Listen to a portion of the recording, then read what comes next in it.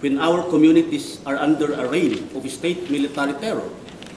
Community resistance to extractive industries and other so-called development projects are criminalized and addressed with the brute force of the state and powerful corporations. Self-determination cannot be possible if indigenous peoples' territories are subjected to militarization and indigenous peoples' organizations and movements are suppressed and terrorized by the state.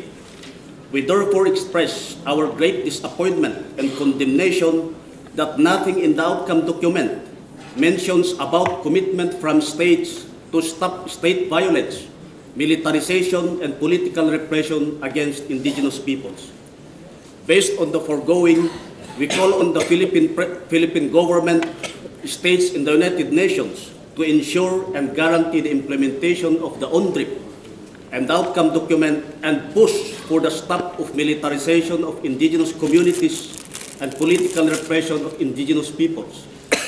Specifically, we urgently demand and call the Philippine government with the intervention of the UN for the urgent cessation of military operations in Abra, Philippines to ensure the protection of civilians from the armed forces of the Philippines and call for the immediate pull-out of the AFP troops in the area to ensure the impartial and thorough investigation of human rights and international humanitarian law violations.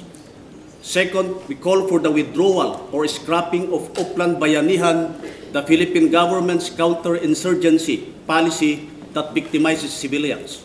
From June 2010 up to the present, at least 47 indigenous peoples were killed because of this policy.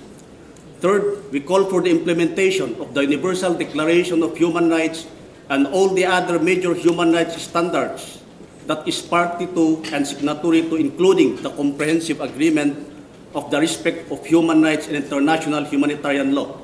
Last but not the least, we call for the resumption of the peace talks between the government of the Republic of the Philippines and the National Democratic Front of the Philippines to address the root causes of the armed conflict towards a just and lasting peace. Thank you for your attention.